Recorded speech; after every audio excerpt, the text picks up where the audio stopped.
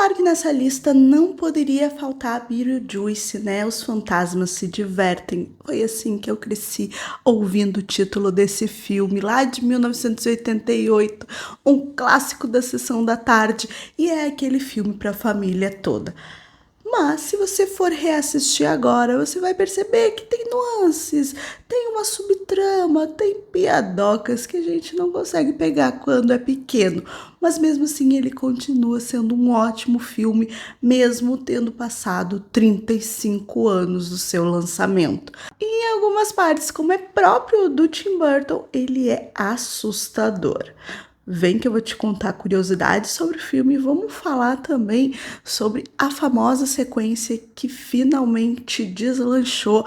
Estava previsto para 2024, mas é aquilo, né? Com a greve dos atores e dos roteiristas, a gente provavelmente vai ter aí uma jogada mais para frente, mas está confirmado, a Lídia retorna e também, né, o trambiqueiro Beetlejuice vai estar no filme.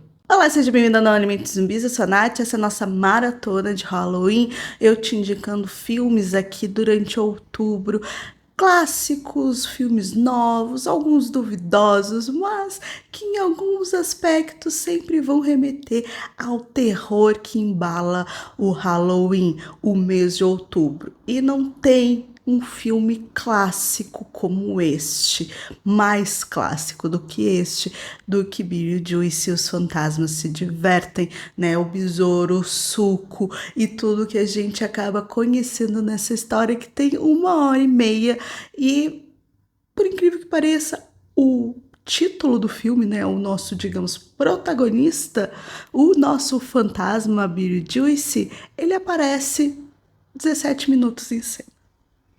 Esse é um ótimo exemplo de um filme que já nasceu um clássico de terror ali, de comédia infantil. Mesmo eu falando para vocês no começo que ele tem muitos assuntos pesados, ele trata de suicídio, de morte, mas ele consegue trazer esse humor peculiar do Tim Burton para essa história que faz com que a gente se divirta do começo ao fim. E mesmo tendo passado tanto tempo, né, os filmes que a gente vê hoje está cheio de efeitos, de tecnologia, de fantasmas realmente assim bem horripilantes. O filme do Tim Burton de 88 continua sendo extremamente bom nos seus efeitos práticos, né? Nos seus monstrengos e na história que ele conta, que é deste casal, a Bárbara e o Adam, que vivem felizes na sua casa ali, meio de campo, numa cidadezinha muito pequena. E que eles estão ali de férias, né? O Adam entrou de férias por 2 semanas, então eles vão aproveitar para estar em casa. Que sensação maravilhosa, né?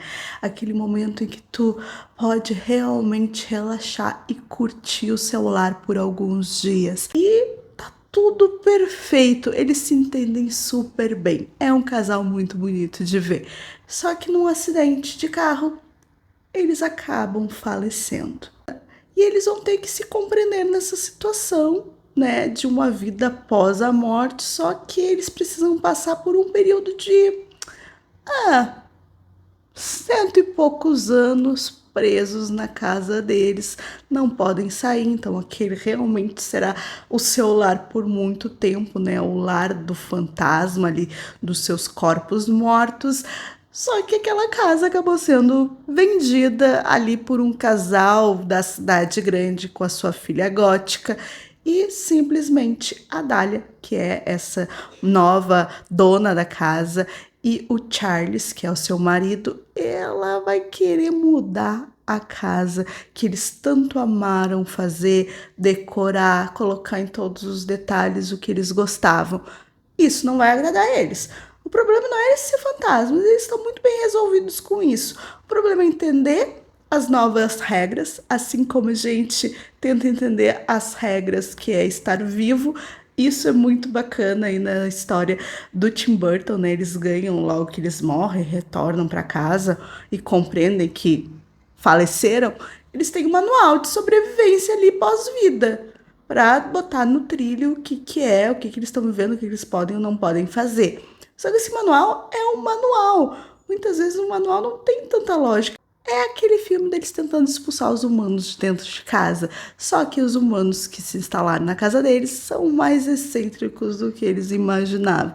A Dália viu nessa oportunidade de uma casa mal assombrada em lucro, né? E não vai deixar se assustar tão fácil assim pela Bárbara e o Adam. É nisso que eles acabam recorrendo, infelizmente, ao Beetlejuice. Beetlejuice. Beetlejuice? Aí, para ajudar, ele é um exorcista de humanos, digamos assim.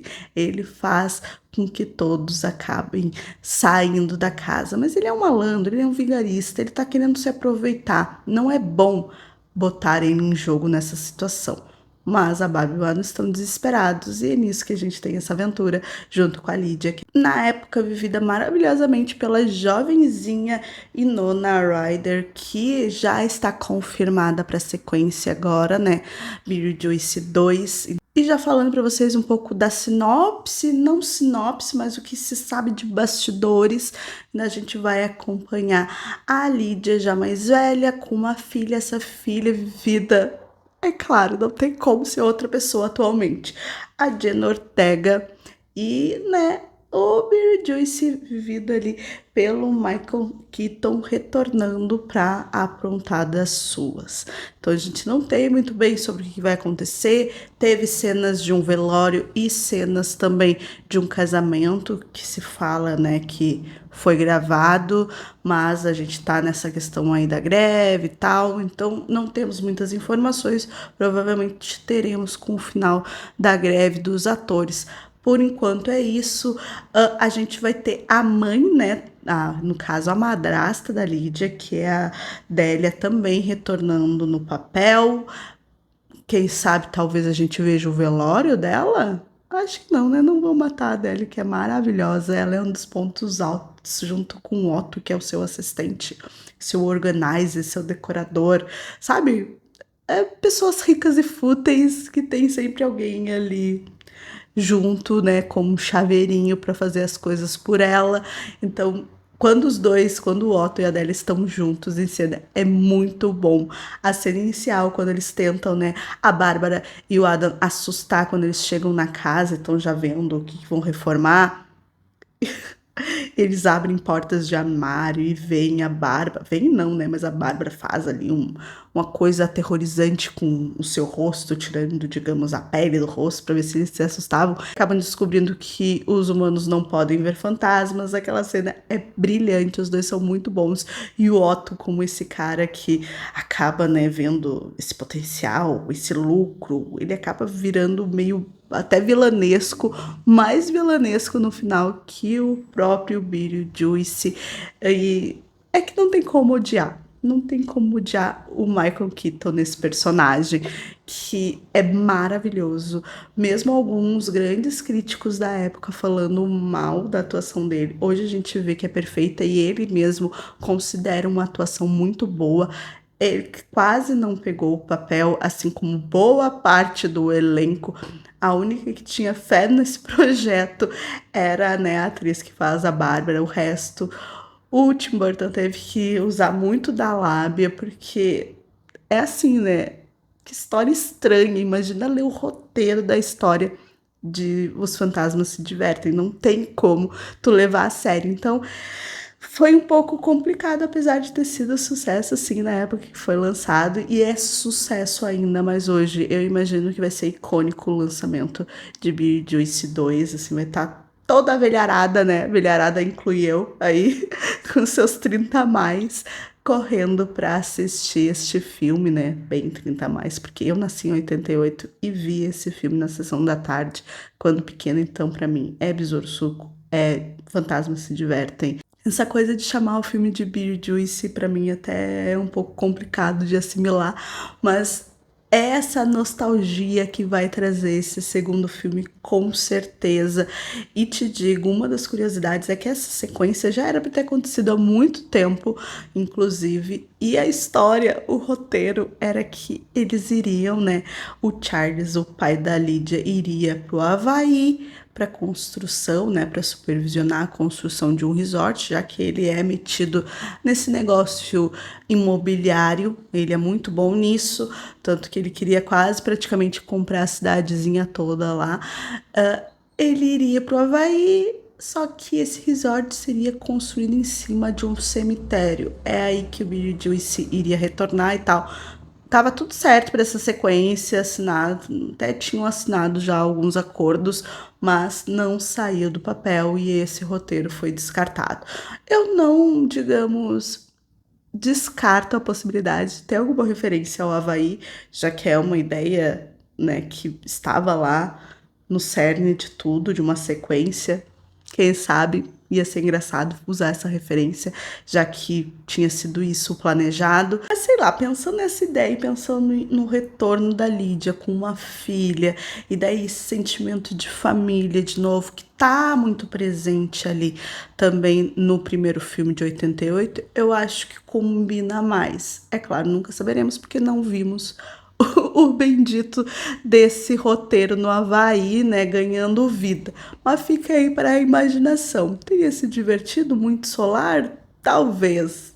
Porém, eu acho que eu agradeço esse projetinho ter sido jogado no lixo. Mas não pense que todos os projetos ficaram esquecidos logo depois do lançamento do filme, não. A gente teve uma série animada ali com 4 temporadas que foi lançado em 89, foi até 1991, ali com quase 100 episódios. E essa série era protagonizada pela Lídia e, claro, pelo Beetlejuice. Eles eram amigos. A série, assim como a sua temporalidade real, ela inicia um ano depois dos acontecimentos do filme, então eles estão comemorando ali um ano de amizade. A Lídia e o Beetlejuice se tornam extremamente amigos nessa série animada e eles percorrem aventuras do lado dos mortos, né, em lugar nenhum e também na parte dos vivos. Essa série não está disponível aqui em streaming nenhum, mas vocês conseguem ver o primeiro episódio, sim. Eu vou deixar o link aqui para vocês verem a vibe dessa animação que foi produzida pelo Tim Burton. Falando em sucesso, esse filme, mesmo sendo essa pegada de terror, ele ganhou muitos brinquedos na época, né, licenciados aí da história, inclusive o Harry. Você sabe quem é o Harry? Sim, aquele com a cabecinha pequenininha. Ele também teve um boneco e a versão do boneco virava a cabeça pra gente ver como que era a cabeça dele normal, sem ser ali pequenininha. Então teve vários brinquedos, várias coisas licenciadas do filme, exatamente pelo sucesso que foi.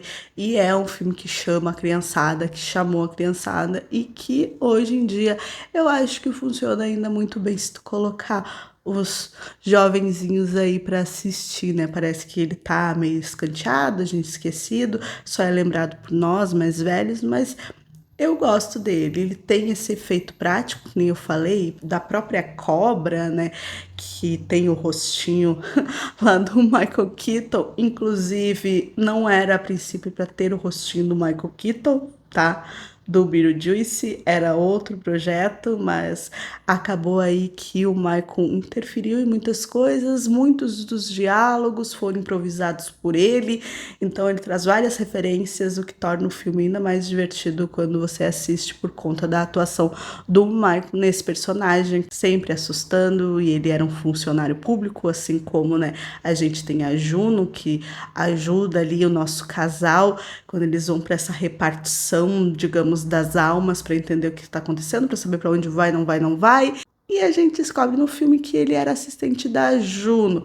O que que a gente tem nessa história toda? No próprio filme eles falam que quem comete suicídio se torna um funcionário público no pós-vida. Então a gente tem essa repartição pública de almas e a gente tem os funcionários que realmente, se você observar todos que atendem lá o Adam e a Bárbara, a princípio eles tiraram a vida deles, né? A gente tem a recepcionista que ela mostra os pulsos e tal. Então, já que a gente sabe que o Beetlejuice foi assistente da Juno, ele era também um funcionário público ali daquela repartição, Então, ele cometeu suicídio. E o que se sabe, o que se fala, é que ele cometeu suicídio por conta, né, de um desamor. Por isso que ele quer casar. Por isso que ele tem o dedo, né?